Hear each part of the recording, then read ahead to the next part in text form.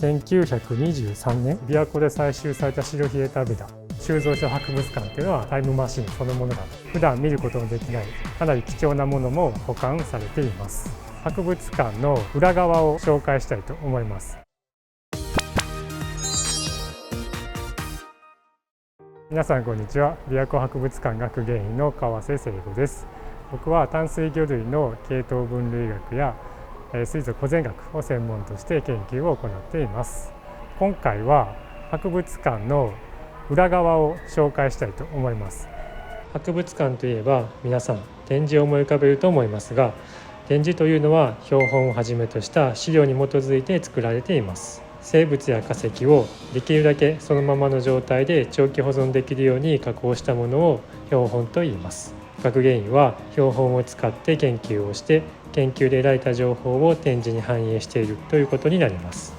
展示ではごく一部の資料標本が展示されているに過ぎないんですけども、収蔵庫にはこれの何十倍何万倍もの標本が収蔵されています。その中には普段見ることのできないかなり貴重なものも保管されています。それではこれから琵琶湖博物館の心臓部である収蔵庫に皆さんをご案内したいと思います。それでは行ってみましょ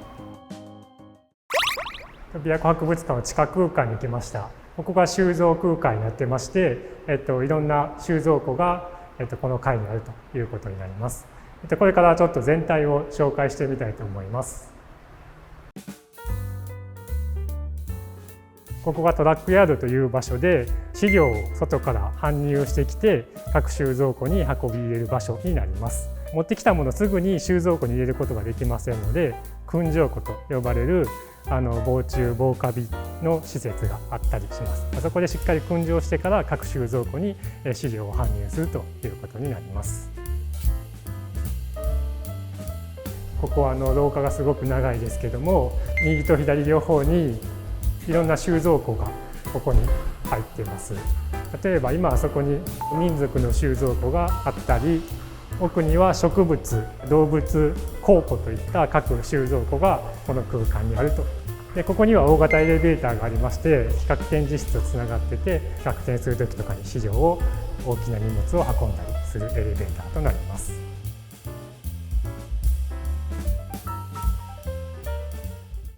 今回紹介する魚類標本が入っている液浸収蔵庫がこちらになります。ここが魚類の研究を支えている資料を保存しているスペースということです。では入ってみたいと思います。こちらが魚類以外の液浸標本、両生類、爬虫類であったり貝類の標本が主に置かれていると。あとは水生昆虫とかもあったりします。こちらが液浸2の収蔵庫で魚類の標本を収蔵する収蔵庫。棚にあるカゴの中に標本瓶があって、約6万点の標本が収蔵されています。LBM というのが琵琶湖博物館レイクビアミュージアムの魚類標本の59,460番までにあると。未整理の標本も含めたらもっと膨大な数の標本があります。この上は咽頭歯って言って魚の歯の標本がいっぱい入ってます。ちっちゃいですけど、ここが魚類標本の中で一番重要な標本が収納されているスペースになります。鍵付きの棚に入っている標本です。まずアユモドキという魚です。1992年6月に滋賀県で最後に見つかったアユモドキの標本ということになります。絶滅した可能性も非常に高いんじゃないかというふうに言われています。アユモドキはドジョウの仲間ですね。東南アジアで繁栄している魚の仲間なんですが、日本ではこの一種だけしかいてません。昔日本があったかかった熱帯みたいな気候があったっていう生き証人みたいな魚でもあります。他に、重要な標本を紹介したいんですが、世界で唯一無二の一つしかない標本をホロタイプって言います。学名を担っている標本ですね。琵琶湖博物館ではこの一つだけなんですけど、ビワヨシノボリ、最近新種記載された魚です。僕が名前付けた魚の標本もここに。まず一つがこのヨドゼズラの標本になります。僕が2010年に新種記載した魚なんですが、理由はヨドエンシスという学名をついて認められましたと。あとこれがウシモツゴ、東海地方にしかいない魚、日本の固有種なんですが、もう絶滅寸前の魚で7種の状態だったっていう、保全する上で非常に問題が多かった魚なんですが、それに名前を付けたっていう論文がこちらになります。これが1923年、99年前の琵琶湖で採れた白ヒレタビラっていうタナゴの標本です。ヒレが白いんですよ。だから白ヒレタビラって言うんですけど、滋賀県ではボテジャコって言ったりしますね。タナゴの仲間を総称してボテジャコって言ってたんですけど、それほど昔はどこにでもいたありふれた魚だったんですが、今はもうほとんどいなくなってしまっているという現状です。もう一個は、これは今でも普通種なんですが、及川の99年前、森山で採れた及川です。いつどこで採れたかっていう情報が残っていれば、そこにその種類がいたっていう紛れもない証拠になりますので、今その種類がそこになくても間違いなくそこにはいたっていうのが分かる。その時の生物の情報っていうのを残してくれてるっていうのが標本になります。1999年の5月2日、この当時はカマツカとして登録されてるんですけど、2019年までは日本には1種類しかカマツカがいないと思われてたんですね。これよく見ると実はこの標本の中に2種類混ざってます。2019年初めて3種類に分かれて、滋賀県には今2種類いるってことになってるんですけど、この2種類の名前を付けた時に使われた標本っていうのがこちら、流れカマツカ、滋賀県で採集された流れカマツカです。これがスナゴカマツカという東北地方にしかいない日本の固有種です。標本残しておくとそういった情報っていうのが過去に遡っても分かるということです。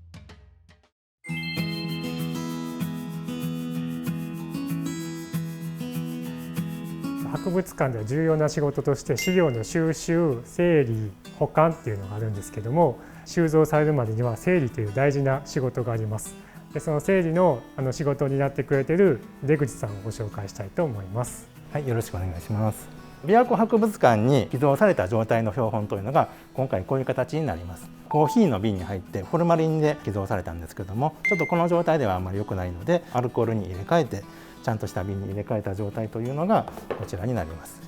この状態ではまだいろんな種類の魚が混在してますので、これからこの魚をちゃんと種類ごとに瓶に小分けをするという作業をしていきたいと思います。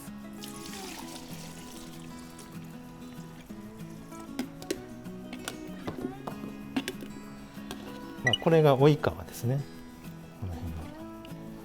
これは川6つですね。これはスモモロコかな。赤座、可愛らしい赤座が入ってます。ということで、このサンプルから1、2、3、4、5、6、7つの種類に分けられました。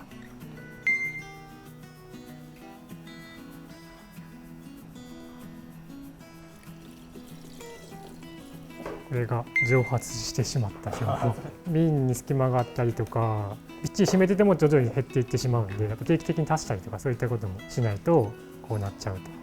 この標本をこの中の標本に分類をしました。あとこういうふうにデータのラベルを採集地とか採集場所、登録番号をつけて、その番号の所定の場所にこの箱ごと収蔵すると、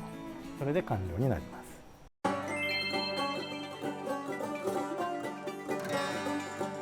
博物館のホームページのマダム調べる、ここに収蔵資料データベースというのがあります。そのうちの今回は魚類ですね。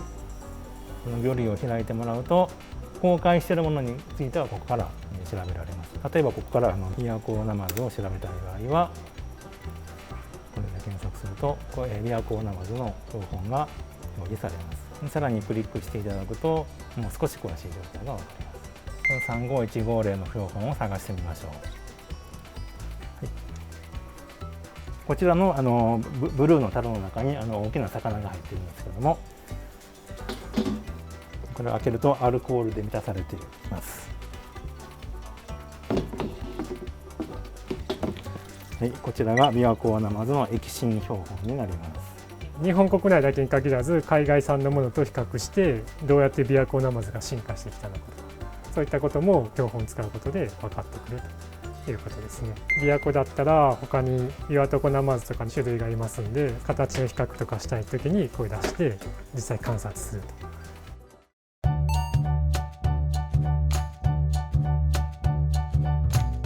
日本の淡水魚といえば琵琶湖博物館みたいな、それぐらい認知してもらえるベースを作っていきたいなと思います。その収蔵庫に関しても琵琶湖って日本で一番淡水魚豊かな場所で、琵琶湖博物館に行けば琵琶湖の魚ももちろん分かるし、日本の魚も分かる。ゆくゆくはもう東洋一の淡水魚博物館にしたいなと思っています。皆さん収蔵庫いかがだったでしょうか。今私は水族展示室のよみがえれ日本の淡水魚コーナーに来ています。ここは絶滅危惧種の淡水魚が並んでいるコーナーではあるんですけど、今ほとんど生息地がかなり狭まってしまって、本来の生息地がどうなっているのかっていうのは現状では分かんない状態なんですけど、博物館の標本があれば過去にどこにその種類がいたのかって分かるので、この種類をもしこれから復活さそうとかっていう時にどこを目指して保全をしていけばいいのかっていうのも博物館標本から明らかにすることができます。まさに標本一つ一つはタイムカプセルみたいなもので、それを収蔵した博物館っていうのはタイムマシンそのものだということです。ぜひ皆さん遊びに来てください。この動画が良かったと思う方は高評価、チャンネル登録、コメントぜひよろしくお願いします。